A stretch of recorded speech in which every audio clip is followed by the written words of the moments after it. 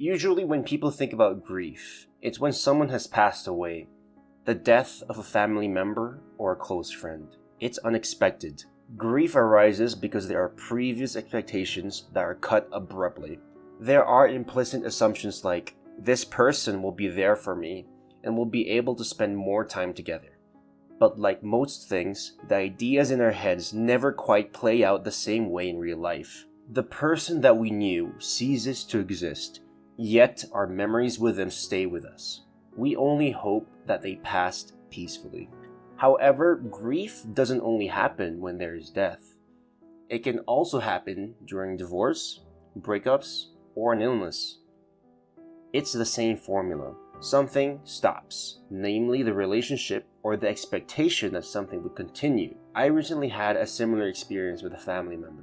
I thought that I could rely on this person, and vice versa. I thought that family would stick together and be the ones together. I thought of a lot of things, but it appears that I thought wrong. I had a strong attachment to the idea that I could rely on them through thick or thin. I had a lot of hope that whatever happened, I could always talk to them and they'd be there for me. But it looks like I was wrong. Was I a fool for believing and trusting someone else? Was I naive to rely on them? I'm not exactly sure. On the anxious avoidant attachment scale, I lean on the avoidant side. This experience makes me want to be even more avoidant. My brain is telling me things like, that's what you get for trusting someone. That's what happens. But I know that's not true. Trust has two sides.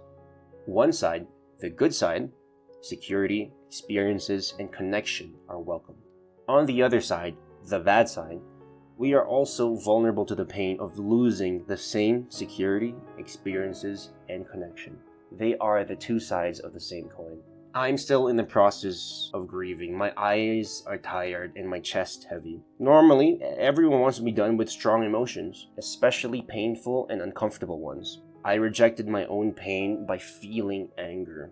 It was the warrior in me, the energy to crush my goals and do the things that I needed to do. The energy not to sulk, and the energy to stand up and fight. The energy to never give up and never surrender.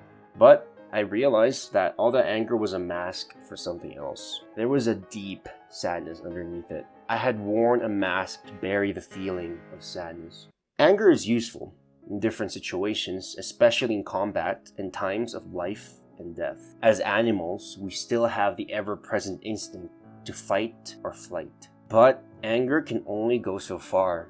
It's like burning a wick at both ends. Anger signifies that there is an action that can be taken to remedy and alleviate the situation. But what if there is none? What if there's no action that can be taken? The presence of anger in a place with no moves is unnecessary. It just leads to more frustration. This is where sadness comes in. Sadness that nothing can be done. The fussing and all the fighting was all for nothing. The arguments and back and forths were for nothing. In reality, there is one thing to do. It is to accept. To desire no change from it. To want it exactly the way it is. Maybe that is the solution. It seems like it's the only solution. Maybe the realization that there is no solution is a solution in itself.